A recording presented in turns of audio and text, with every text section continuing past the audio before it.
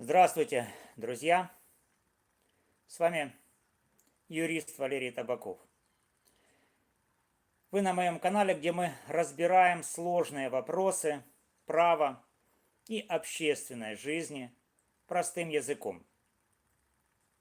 Сегодня мы поговорим о языке, его роли в жизни народа, нации и государства. Эта тема кажется простой, но скрывает множество нюансов, особенно с юридической точки зрения. Часто говорят, что язык – это признак государства. Но я, как юрист, утверждаю, язык не является признаком государства.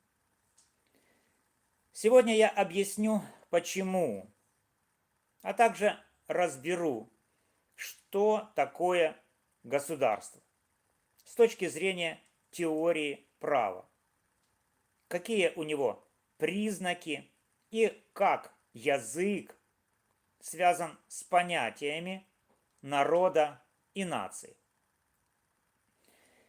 Видео будет длиться около 20 минут, так что устраивайтесь поудобнее, берите чай, кофе и давайте разбираться.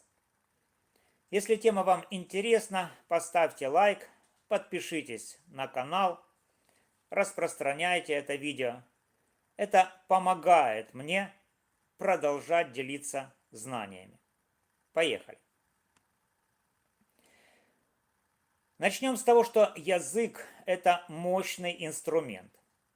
Он объединяет людей, передает культуру, формирует идентичность. Чтобы понять его место, разберем три ключевых понятия: народ, нация и государство. Народ – это общность людей, связанных общим языком, культурой, историей и традициями. Язык для народа как зеркало, в котором отражаются его ценности и менталитет. Например, украинские пословицы, такие как «мова, душа народу», показывают, как язык формирует мышление и поведение. Нация – это более сложное понятие. Нация объединяет людей не только по языку, но и по общему историческому опыту, культуре и часто стремлению к самоопределению. Язык здесь один из символов национальной идентичности. Возьмем возрождение иврита в Израиле. Этот язык стал не просто средством общения, но и основой для национального единства. Но государство – это совсем другая история. Я как юрист хочу подчеркнуть, язык не является признаком государства. Почему? Потому что государство – это юридическая и политическая конструкция, а не культурная и языковая. Давайте разберем это подробнее. Чтобы понять, почему язык не признак государства, разберем, что такое государство с точки зрения теории права. В юриспруденции государство – это особая форма организации общества, которая обладает рядом обязательных признаков. Эти признаки закреплены в международном праве и теории государства и права. Перечислим их. Их всего 7. Первый. Территория. Государство всегда имеет четко определенную территорию с границами. Это физическое пространство, где действует его власть. Например, Украина – это территория от Карпат до Донбасса с признанными международными границами. Без территории государства не существует. Второй. Население. Государство – это люди, живущие на его территории. Население может быть многонациональным и многоязычным. Например, в Индии живут сотни народов, говорящих на разных языках. Но это не мешает ей быть единым государством. Третий. Суверенитет. Это ключевой признак. Суверенитет означает, что государство самостоятельно принимает решения внутри своих границ и не подчиняется внешним силам. Есть два вида суверенитета. Внутренний – власть государства над своими гражданами, и внешний – независимость от других государств. Например, Украина отстаивает свой суверенитет в международных организациях, таких как ООН. Четвертый. Публичная власть. Государство имеет систему органов управления. Правительство, суды, армия, полиция. Эта власть действует на основе законов и обеспечивает порядок. Например, в Украине публичная власть – это президент, парламент, Кабмин, суды и другие институты.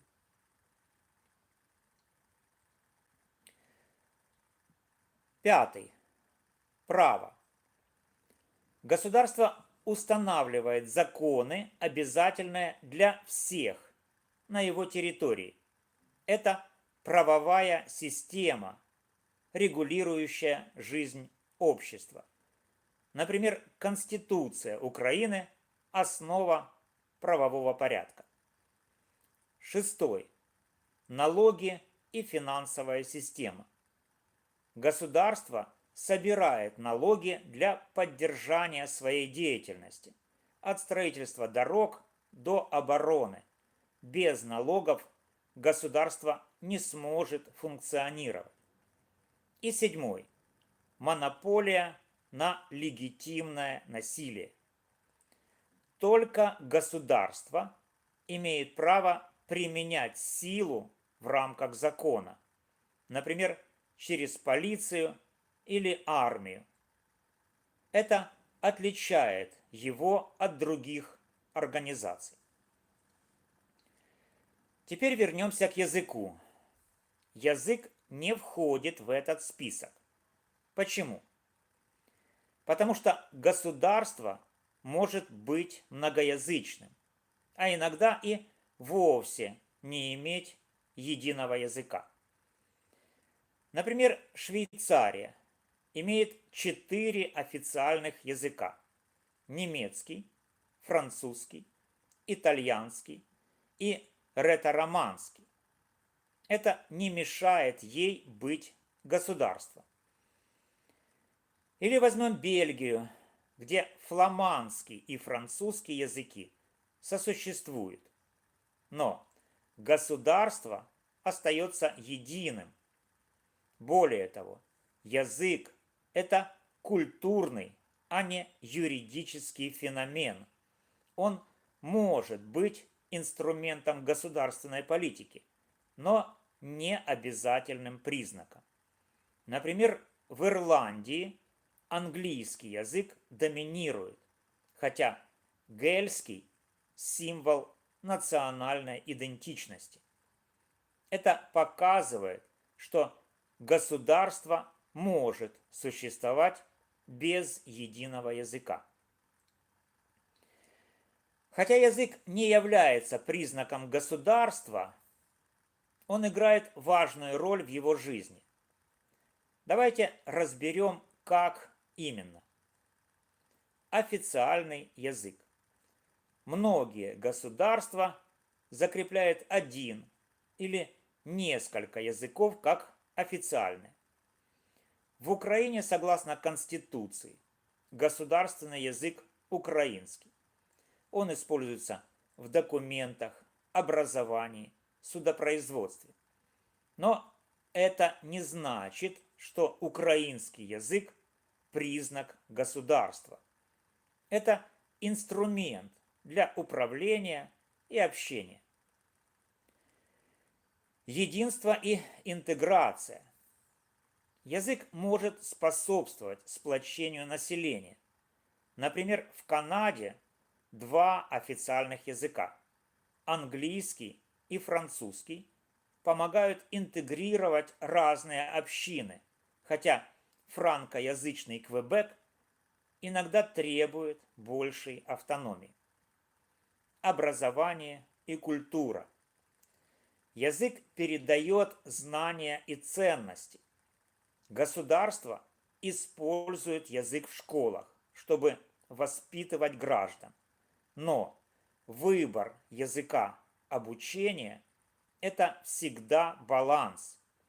Например, в Южной Африке английский часто выбирают для образования.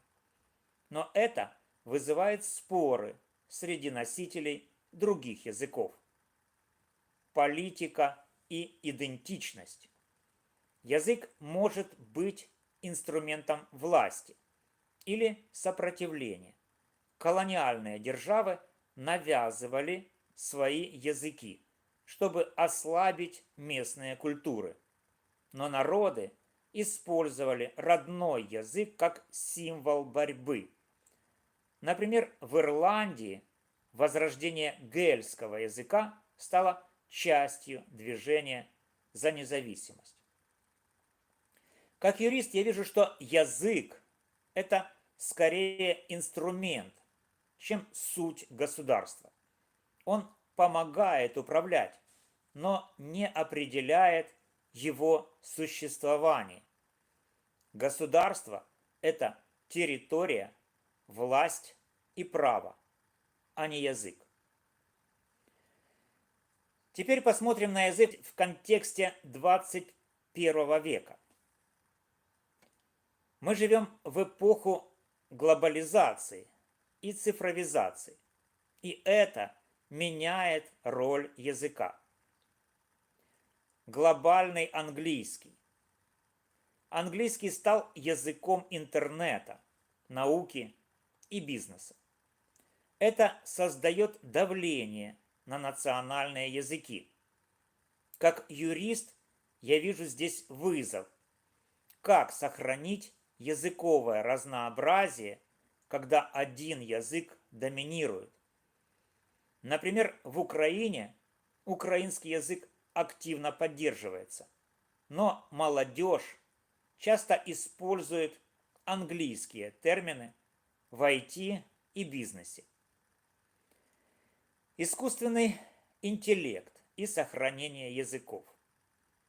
ИИ помогает сохранять языки. Программы переводят тексты, оцифровывают редкие языки, такие как языки коренных народов Австралии. Это шанс сохранить культурное наследие. Но есть риск, что технологии сделают языки менее живыми. Социальные сети, платформы такие как YouTube или X усиливают роль языка. Через язык мы формируем общественное мнение, объединяемся или спорим. Как юрист я отмечаю, что язык в соцсетях может быть как инструментом свободы слова, так и источником конфликта. Эти вызовы показывают, что язык остается живым и динамичным, но его роль в государстве – это вопрос политики и культуры, а не права. Итак, друзья, давайте подведем итоги. Я, юрист Валерий Табаков, утверждаю, язык – это не признак государства. Государство определяется территорией, населением, суверенитетом, публичной властью, правом, налогами и монополией на насилие. Язык же – символ народа и нации, инструмент культуры и управления, но не юридическая основа государства. Мы разобрали, как язык объединяет людей, формирует идентичность и помогает государству функционировать. Но в многоязычном мире он не может быть единственным критерием. В 21 веке язык сталкивается с новыми вызовами. От глобализации до цифровизации. И нам важно найти баланс между сохранением традиций и адаптацией к современности. Если вам понравилось видео, ставьте лайк, пишите в комментариях, что вы думаете о роли языка в обществе. Согласны ли вы, что язык не признак государства? Подписывайтесь на канал, чтобы не пропустить новые выпуски, где я продолжу разбирать сложные темы простым языком. С вами был юрист Валерий Табаков. До новых встреч! Кстати, если вы хотите, чтобы я разобрал какую-то конкретную тему, например, языковую политику в Украине или роль языка в международном праве, напишите в комментариях. Делитесь этим видео с друзьями. Давайте вместе обсуждать важные вопросы. И, конечно, если вы юрист или интересуетесь правом, присоединяйтесь к нашему сообществу. До скорого!